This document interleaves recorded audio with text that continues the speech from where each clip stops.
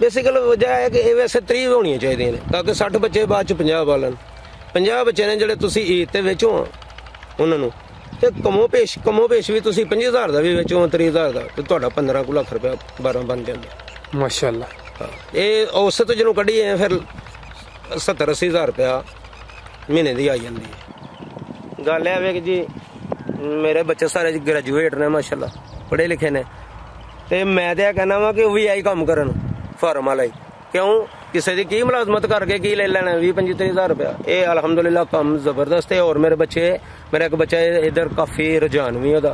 देखो जी ये जी चीज़ है सुन्नत रसूल है सारे अंबिया ने इन चीज़ों को चारिया है और पालिया इन्हों के घाटा नहीं है बिल्कुल कोई घाटा नहीं। थोड़े जे पैसों जो शुरू हो जाता है बाहरों चुगना है कोई खर्च नहीं इन्हों का अल्लाह के फजल नाल हर शय जी अल्लाह ताला घर दे रहा मुश्किल नहीं। ये चैक कई तो तुहानू बंदे चैक देंदे ने बोनस ये भी नहीं ये सवेरे लैके जाओ बाहर कमेले ले आइयो किसी कसाई नूं टैलीफोन करो उस वेले तुहाडा विक जाएगा। अस्सलाम वालेकुम। वालेकुम अस्सलाम रहमतुल्लाह। प्यारे भाई की हाल है? अल्हम्दुलिल्लाह शुक्र है अल्लाह दा। जनाब दा की नाम है? मेरा नाम उमर रफीक है लेकिन मैनू भा रफीक कहंदे ने। रफीक साहब इलाका केड़ा जे? इलाका कबराबाद जे। सर तुसी किन्ने अरसे तों भेडां दा काम करदे हो पे? देखो जी ये भेडां दा काम है जरा मैनू तकरीबन 15 कुछ साल हो गए ने। माशाअल्लाह।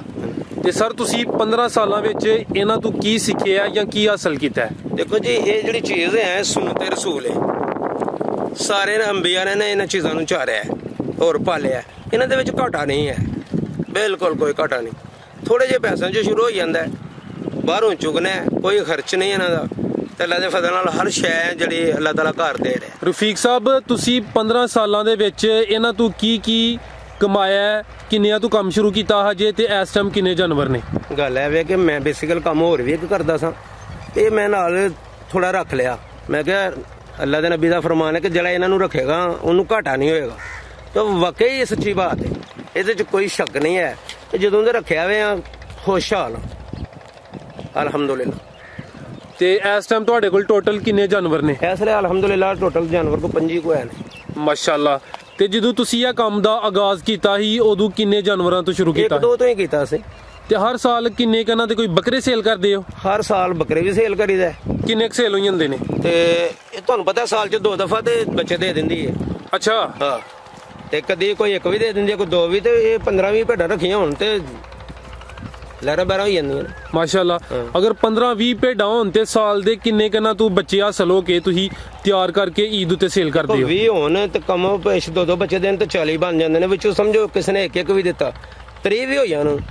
बेसिकल वजह है कि वैसे 30 होनी चाहिए ने ताकि 60 बच्चे बाद च 50 पालन 50 बच्चे ने ਜਿਹੜੇ ਤੁਸੀਂ ਈਦ ਤੇ ਵੇਚੋ ਉਹਨਾਂ ਨੂੰ ਤੇ ਕਮੋ ਪੇਸ਼ ਵੀ ਤੁਸੀਂ 50,000 ਦਾ ਵੀ ਵੇਚੋ 30,000 ਦਾ ਤੇ ਤੁਹਾਡਾ 15 ਕੁ ਲੱਖ ਰੁਪਇਆ 12 ਬਣ ਜਾਂਦਾ ਮਾਸ਼ਾਅੱਲਾ। ਇਹ ਔਸਤ ਜਿਹਨੂੰ ਕੱਢੀਏ ਫਿਰ 70-80,000 रुपया महीने की आई जाती है क्योंकि ਉਹਦੀ ਇਹ ਵਜ੍ਹਾ ਕਿ ਕਾਰੀਗਰ ਵੀ ਨਾਲ ਫਿਰ ਕਿਸੇ ਨੂੰ ਰੱਖਿਆ ਹੋਏ ਤੇ ਉਹਨੂੰ ਵੀ ਤਾਂ ਤਨਖਾਹ ਦੇਣੀ ਹੁੰਦੀ ਹੈ। यानी हराजात कट के कोई 70-80,000 बच जाता है? अल्लाह के फजल नाल बच जाता है जो बंदा नीयत नाल काम करे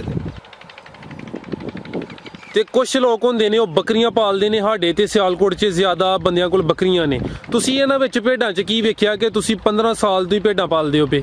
वजह भला की इन्हां च वेखिया बकरी भी बहुत अच्छी माल है इन्हां च वेखिया कि ज़्यादा तरद्दद नहीं करने पैंदा जी ज़्यादा तरद्दद नहीं करने पैंदा इन्हां दे बुढ़ा बंदा भी होए हाँ तो ये आराम नाल चुकते रहंदे ने और फिर चंगी माड़ी जगह ते भी चुकते रहंदे ने। बकरी तरह हुंदी है कि थोड़ा नखरा कर जाती है। पहले भी मैं एक दो बजुर्ग ने उन्होंने को सुनिया कि इन्हां दी जिहड़ी चराई है वो आसान है उन्हां दी जरा थोड़ी मुश्किल है लेकिन यह कि ओहदा एक बेनीफिट वखरा है कि ओहदा दुध मिल जाता है इहदा दुध नहीं मिलता ਤੇ ਇਹਦੇ ਬੱਚੇ ਉਸ ਤੋਂ ਜ਼ਿਆਦਾ ਹੋ ਜਾਂਦੇ ਨੇ ਕਿਉਂਕਿ ਉਹਦਾ ਦੁੱਧ ਚੋਣ ਦਾ ਮਾਲਕ ਹੈ ਜਿਹੜਾ ਥੋੜਾ ਲਾਲਚ ਕਰ ਜਾਂਦਾ ਜਾਂ ਮੁਲਾਜ਼ਮ ਜਿਹੜਾ ਰੱਖਿਆ ਹੁੰਦਾ ਉਹ ਲਾਲਚ ਕਰ ਜਾਂਦਾ ਇਹਦਾ ਕਿਸੇ ਨੇ ਚੋਣਾ ਹੀ ਨਹੀਂ ਹੁੰਦਾ ਇਹਦਾ ਬੱਚਾ ਜਿਹੜਾ 5-6 ਮਹੀਨਿਆਂ ਚ 10-15 ਹਜ਼ਾਰ ਦਾ ਵਿਕ ਜਾਂਦਾ।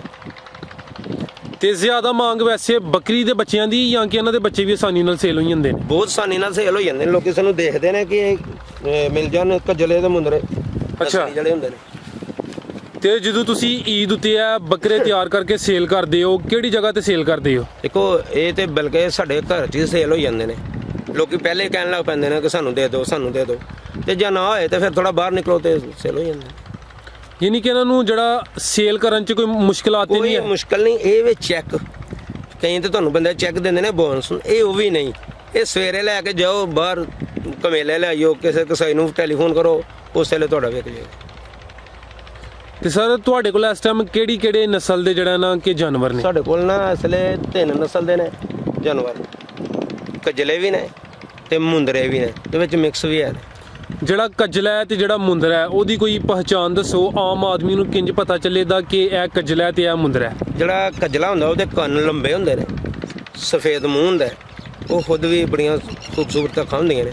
ਜਿਹੜਾ ਮੁੰਦਰਾ ਉਹਦੇ ਕੰਨ ਛੋਟੇ ਹੁੰਦੇ ਨੇ, ਨਕੋੜਾ ਲੰਬਾ ਹੁੰਦਾ, ਤੇ ਇਹਦੀ ਪਛਾਣ ਇਹ ਹੈ ਕਿ ਜ਼ਰਾ ਵੇਲ ਦਾ ਲੰਮਾ ਹੋਏ, ਲੱਤਾਂ ਲੰਮੀਆਂ ਹੋਣ ਤੇ ਉਹ ਜ਼ਰਾ ਜਾਨਵਰ ਜ਼ਿਆਦਾ ਵੱਧ ਜਾਂਦਾ। ਤੇ ਜਿਹੜੇ ਦੂਸਰੇ ਕ੍ਰਾਸ ਨੇ ਇਹ ਦੋਹਾਂ ਦਾ ਕ੍ਰਾਸ ਹੈ?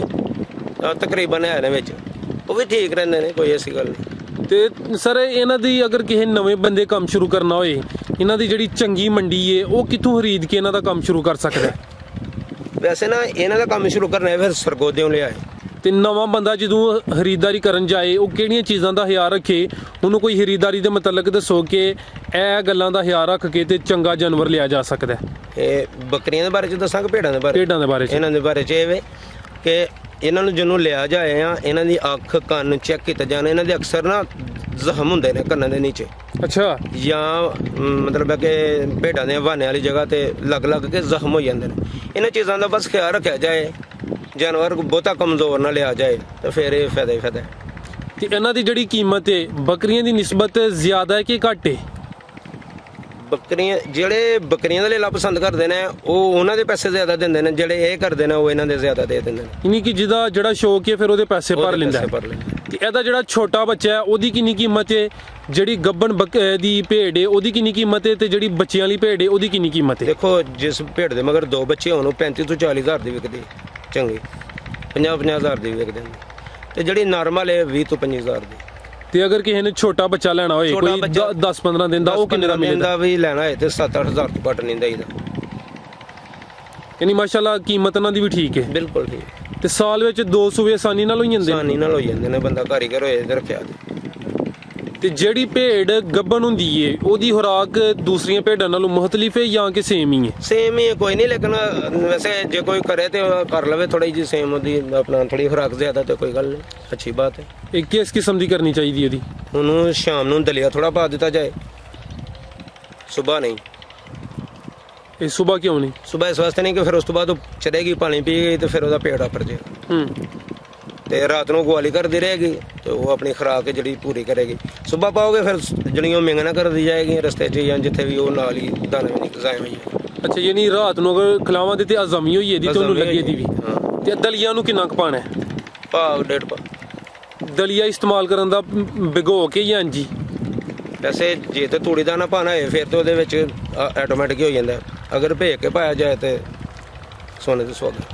ਇਸ ਤੋਂ ਇਲਾਵਾ ਜਿੰਜ ਕੁਝ ਲੋਕ ਮੱਝਾਂ ਨੂੰ ਤੇਲ ਦਿੰਦੇ ਨੇ, ਘਿਓ ਦਿੰਦੇ ਨੇ ਸੂਣ ਤੋਂ ਪਹਿਲੇ, ਤੁਸੀਂ ਵੀ ਇਹਨਾਂ ਨੂੰ ਕੋਈ ਘਿਓ ਜਾਂ ਤੇਲ ਦਿੰਦੇ ਹੋ? ਇਹ ਨਹੀਂ, ਘਿਓ ਸਰਦੀ ਵਿੱਚ ਦੇਣਾ ਜਾਂ ਗਰਮੀ 'ਚ? ਦੇਖੋ, ਉਹਦੀ ਕੰਡੀਸ਼ਨ ਵੇਖ ਲਈਦਾ, ਬਸ ਟਾਈਮ ਜਾਨਵਰ ਕਮਜ਼ੋਰ ਹੁੰਦਾ ਤੇ ਉਹਨੂੰ ਨਹੀਂ ਵੀ ਦੇਈਦਾ ਬਾਰ-ਬਾਰ, ਜਾਂ ਉਹ ਪਹਿਲਾਂ ਸੂਆ ਹੋਏ ਤੇ ਫਿਰ ਉਹਨੂੰ ਦੇ ਲਈਦਾ ਤਾਂ ਕਿ ਆਸਾਨੀ ਹੋ ਜਾਏ ਉਹਦੇ ਵਿੱਚ, ਤੇ ਬਾਕੀ ਜਿਹੜੀਆਂ ਆਮ ਸੂਏ ਪਈਆਂ ਨੇ ਉਹਨਾਂ ਦੀ ਨਹੀਂ ਜ਼ਰੂਰਤ। ਅੱਛਾ, ਯਾਨੀ ਪਹਿਲਾ ਸੂਆ ਥੋੜਾ ਮੁਸ਼ਕਿਲ ਹੁੰਦਾ ਇਹਨਾਂ ਵਾਸਤੇ। ਤੇ ਤੁਸੀਂ ਅੱਜ ਕੱਲ੍ਹ ਇਹਨਾਂ ਦੀ ਰੂਟੀਨ ਕੀ ਰੱਖੀ ਹੈ? ਸਵੇਰ ਤੋਂ ਲੈ ਕੇ ਸ਼ਾਮ ਤੱਕ ਇਹਨਾਂ ਨੂੰ ਕੀ ਖਿਲਾਉਂਦੇ ਪਿਲਾਉਂਦੇ ਹੋ? ਕਿੰਨੇ ਘੰਟੇ ਇਹਨਾਂ ਦੀ ਚਰਾਈ ਕਰਾਉਂਦੇ ਹੋ? ਮੈਂ ਬੰਦਾ ਰੱਖਿਆ ਵੇ ਤੇ ਅਲਹਮਦੁਲਿਲਾ, ਉਹ ਫਿਰ ਬੰਦਾ ਹੀ ਇਹਨਾਂ ਨੂੰ ਝਾੜਦਾ ਵੇ, ਤੇ ਅੱਜ ਮੈਂ ਤੁਹਾਡੇ ਕਹਿਣ ਤੇ ਆ ਗਿਆ। ਚਲੋ ਸਰ, ਵੀ ਤੁਹਾਡੀ ਸ਼ਫਕਤ ਹੈ। ਤੇ ਕਿੰਨੇ ਘੰਟੇ ਉਹ ਚਾਰਦਾ ਬੰਦਾ? ਸਵੇਰ ਅੱਜ ਕੱਲ੍ਹ ਤੇ ਰਮਜ਼ਾਨ ਹੈ, ਸਵੇਰ 3 ਘੰਟੇ ਸਵੇਰ ਚਾਰ ਲੈਂਦਾ, ਪਿਛਲੇ ਟਾਈਮ 2:30 ਵਜੇ ਤੋਂ ਲੈ ਕੇ 4-5 ਵਜੇ ਤੱਕ। ਮੈਂ ਆਪੇ ਵੀ ਸ਼ੌਕ ਰੱਖਣਾ, ਮੈਂ ਆਪੇ ਵੀ ਆ ਜਾਂਦਾ।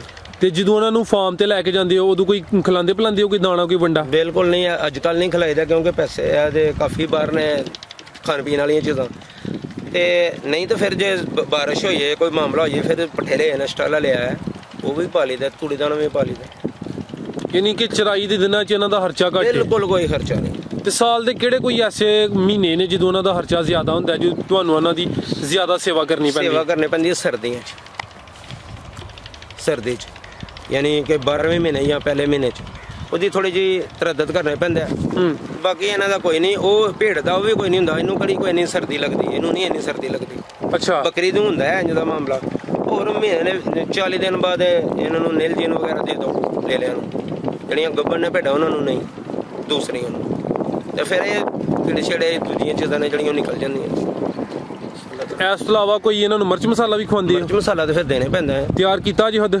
ਤਿਆਰ ਕਰੀਦਾ। ਇਹ ਕਿਹੜੀ ਚੀਜ਼ਾਂ ਦਾ ਕੀਤਾ ਜੀ? ਦੇਖੋ ਜੀ, ਜੇ ਅਗਰ ਇਹਨਾਂ ਨੂੰ ਬੁਖਾਰ ਵਗੈਰਾ ਕੋਈ ਚੀਜ਼ ਹੋਈ ਜਾਂਦੀ ਹੈ, ਫਿਰ ਅਸੀਂ ਜਵੈਨ ਦਾ ਕਾਵਾ, ਮੋਟੀ ਇਲਾਚੀ ਇਹਨਾਂ ਨੂੰ ਦੇ ਦਿੰਦੇ ਵਾਲੇ।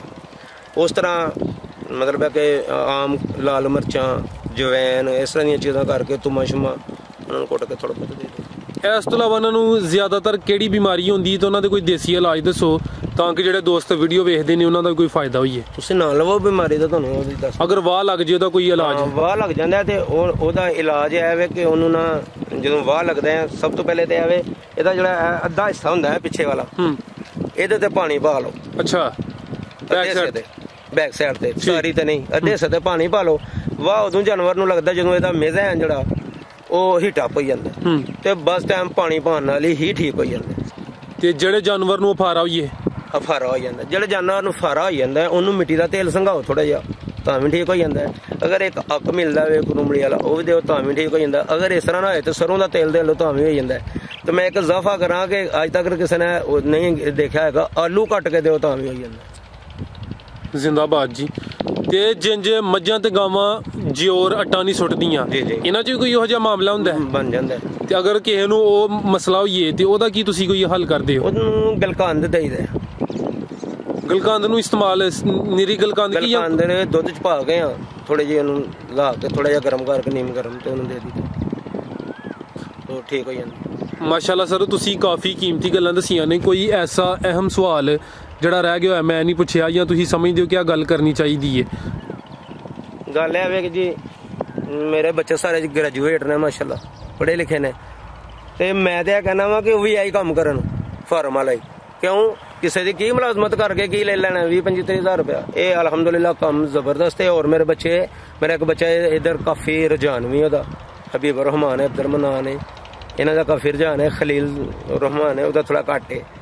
ਤੇ ਬਾਕੀ ਅਲਹਮਦੁਲਿਲਾ ਸਾਰੇ ਬੱਚੇ ਮੇਰੇ ਨਾਲ, ਮੇਰੇ ਅੱਛੇ ਬੱਚੇ ਨੇ ਸਾਰੇ, ਜਿਸ ਤਰ੍ਹਾਂ ਮੈਂ ਕਮਾਂ ਉਂਝ ਕਰਦੇ ਨੇ ਮਾਸ਼ਾਅੱਲਾ। ਇਹ ਨਹੀਂ ਕਿ ਤੁਸੀਂ ਨੌਕਰੀ ਦੀ ਬਜਾਏ ਇਹਨੂੰ ਤਰਜੀਹ ਦੇ ਰਹੇ ਹੋ? ਨੌਕਰੀ ਦੀ ਬਜਾਏ ਮੈਨੂੰ ਤਰਜੀਹ ਦੇ ਰਹੇ ਹਾਂ। ਇਹ ਬੇਸ਼ੱਕ ਨਾ ਬਾਹਰ ਲੈ ਕੇ, ਉਹ ਆਪਣੇ ਅੰਦਰ ਬੈਠ ਕੇ ਤੁਸੀਂ ਇਹਨਾਂ ਨੂੰ ਆਪਣਾ ਪਾਲ ਸਕਦੇ ਹੋ।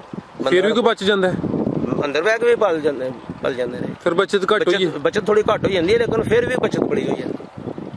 ਤੇ ਅਗਰ ਕੋਈ ਦੋਸਤ ਤੁਹਾਡੇ ਕੋਲੋਂ ਮਸ਼ਵਰਾ ਲੈਣਾ ਚਾਹੁੰਦਾ ਹੈ ਜਾਂ ਕੋਈ ਜਾਨਵਰ ਖਰੀਦਣਾ ਚਾਹੁੰਦਾ ਹੈ ਤੇ ਜਨਾਬ ਨਾਲ ਰਾਬਤਾ ਕਰ ਸਕਦਾ ਹੈ? ਕਰ ਸਕਦਾ ਹੈ। ਇਹ ਭਾਈ ਇਹਨਾਂ ਦਾ ਮੋਬਾਈਲ ਨੰਬਰ? 0300 ਜੀ 611 2091।